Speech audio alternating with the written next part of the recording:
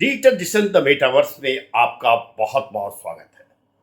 साथ ही digital digital the metaverse के महत्वपूर्ण चरण आरंभ योग में आज हम फिर से आपको आमंत्रित कर रहे हैं। दोस्तों, हमारा मकसद है कि आपको डिजिटल एजुकेशन से कंप्लीटली ट्रेंड कर दें। डिजिटल टूल्स टेक्नोलॉजी और डिजिटल टूल्स एंड टेक्नोलॉजी को सीखने का, लर्न करने का, इम्प्लीमेंट करने का और इसे इम्प्लीमेंट कर आप अपने लिए बहुत सारे इनकम ऑफ सोर्सेज क्रिएशन का जो एक शास्त्र है, उस शास्त्र के बारे में हम चाहते हैं कि आपको पूरी जानकारी दे सकने में हम सक्षम हो सके। हमें आपका साथ चाहिए। हम चाहते हैं कि यह एक तरह से बिल्कुल ही नई शिक्षा पद्धति है। एक कह सकते हैं कि आधुनिक युग का एक बहुत ही महत्वपूर्ण तकनीकी है और जिसकी वजह से यह युग निश्चय ही बहुत ही कह सकते हैं कि बेहतरीन युग है। इस युग के लिए हमारे पूर्वजों ने, हमारे पितरगणों ने, हमारे जो बहुत बड़े विद्वजन थे, सभी ने बहुत संघर्ष किया, तब जाके हमें हमारा यह युग मिला है। और हम चाहते हैं कि इस युग का जो एक विकसित डेवलप टेक्नोलॉजी है डिजिटाइजेशन की, उसके बारे में हम में से हर कोई भली भांति जानकारी हासिल कर ले, ताकि जीवन में कभी भी हमें किसी भी तरह की मुश्किलों का सामना न करना पड़े। इसके लिए हमें सेंट्रलाइज होना होता है, मोटिवेटेड होना होता है, डिटरमाइंड होना होता है। और इस डिटर्मिनेशन के लिए हमें सबसे पहले अपने आप को तैयार करना होता है अपने मन से। तन और मन को हमेशा साथ रखें, ताकि यह डिजिटल जो कंप्लीट शिक्षा है, टेक्नोलॉजी है, टूल्स है, इसको समझने में हमें आसानी हो, हम इसे भली प्रकार से समझ सकें। जी हाँ दोस्तों, यह डिजिटल टूल्स एंड टेक्नोलॉजी की जो स्ट्रेटजी है, इस स्ट्रेटजीज को बहुत बढ़िया से फॉलो करने के लिए आपको सबसे पहले अपने तन और मन को दुरुस्त करना होगा, तन और मन को संतुलित रखना होगा। जीवन में अमूमन हमें देखने को मिलता है कि हम घर में बैठे हों अगर दिन भर, तो भी हमें थकान हो जाती है, और दिन भर काम कर रहे हों तो भी थकान नहीं होती है। इस तरह की जो घटनाएं परिघटनाएं होती है, इस तरह की जो संभावनाएं हमारे जीवन में संभावित होती हैं, कि ये एक विपरीत बातें हो गई कि हम घर में बैठे हैं और थक गए, हम खेल रहे हैं लेकिन थके नहीं। क्यों नहीं थकते? क्योंकि वह काम हमारी अभिरुचि के अनुकूल होता है।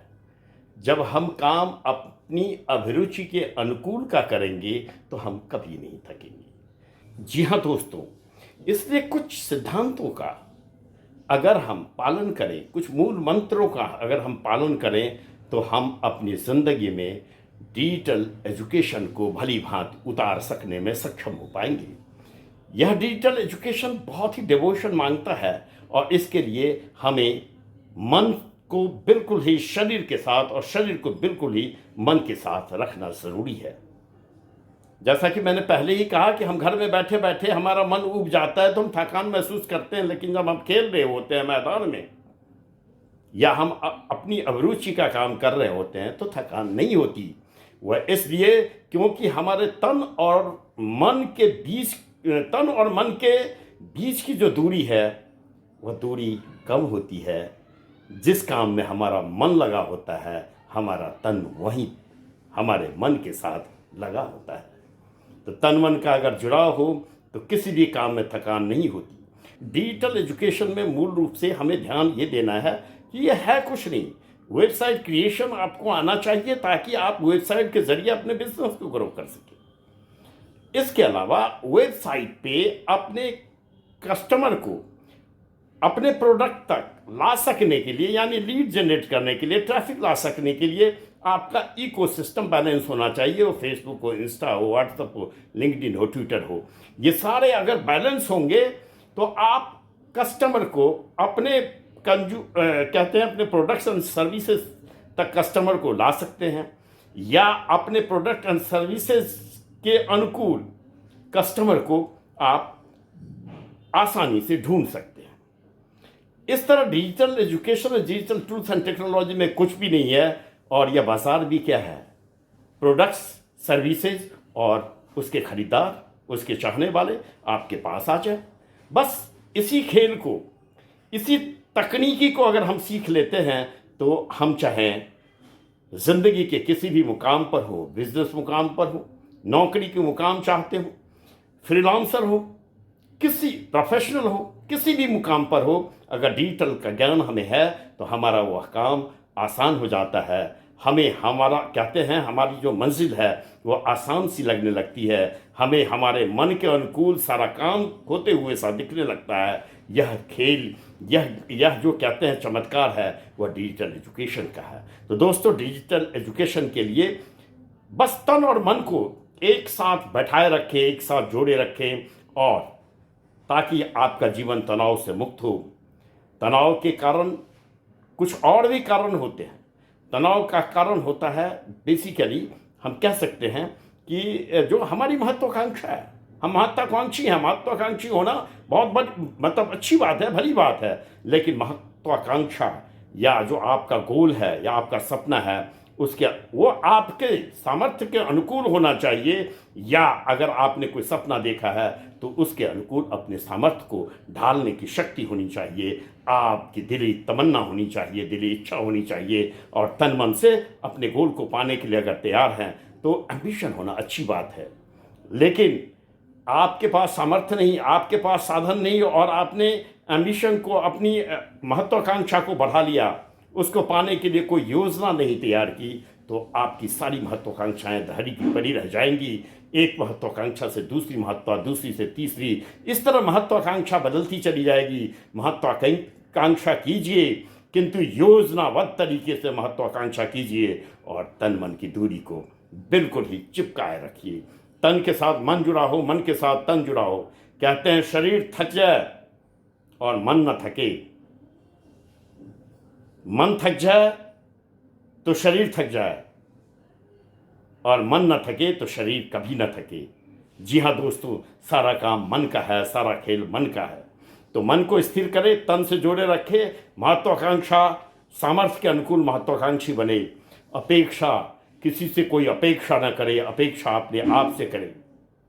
सारे दुख का कारण जो है ये महत्वाकांक्षा है, ये अपेक्षा है।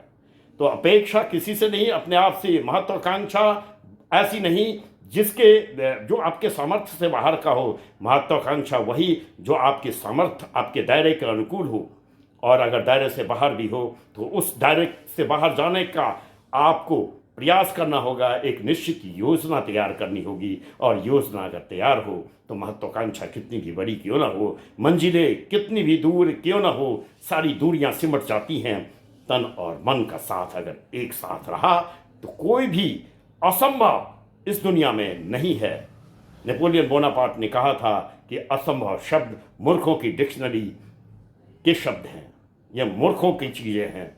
विद्वान जिसके पास ज्ञान है वह हर एक काम को संभव बना सकने की शक्ति रखता है, सामर्थ्य रखता है, शक्ति को सृजित करता है। शक्ति का सृजन तभी संभव है जो तन और मन एक साथ हो। तो अपेक्षा को त्यागे, महत्वाकांक्षा को अपने अनुकूल बनाए। एक बार में एक ही महत्वाकांक्षा हो तो ज़्यादा बेहतर है, क्योंकि ये महत्वाकांक्षा नहीं तो वो महत्वाकांक्षा। इस तरह महत्वाकांक्षा बदलते हुए आपका मन थक जाता है। मन थका, शरीर किसी काम नहीं रह जाता है। और आपको मालूम है कि यह शरीर है तो इस शरीर में बीमारी भी होंगी। उम्र के साथ सारी बीमारियां आना है, और इस बीमारियों पे घबराना नहीं, चिंतित नहीं होना है। आपको अपनी बीमारी को समझना है, अपने शरीर को समझना है। जब शरीर को समझेंगे तो बीमारी से शरीर को कैसे दूर रखा जाए, इसके लिए योगा, प्राणायाम, बहुत सारे उपाय हैं, तरीके हैं, उनको अपनाए, योजनाबद्ध तरीके से जीवन को जिए। आपके लिए कुछ भी मुश्किल नहीं होगा। तो दोस्तों, कहते हैं महत्वाकांक्षा, अपेक्षा, और महत्वाकांक्षा और अपेक्षा को समझने के साथ साथ एक चीज़ का हमेशा ध्यान रखें, आपके मन में ईर्ष्या का भाव न हो। किसी को आगे बढ़ते देखकर ईर्ष्या नहीं, प्रतिस्पर्धा कीजिए, क्योंकि ईर्ष्या शरीर को सराव देता है, ईर्ष्या मन को गला देता है। जिसके भीतर ईर्ष्या है वह सदैव ईर्ष्या में ही गल पच के रह जाता है। उसका मन दुरुस्त नहीं होगा, मानसिक संतुलन कभी बना नहीं रहेगा। जिसका मानसिक संतुलन बनाना हो बिगड़ गया हो, उसका शरीर बिगड़ना तय है, उसकी योजनाएं खत्म होनी तय है। तो दोस्तों, ईर्ष्या को त्यागे, महत्वाकांक्षा अपने दायरे में देखें, अपेक्षा अपने आप से करें।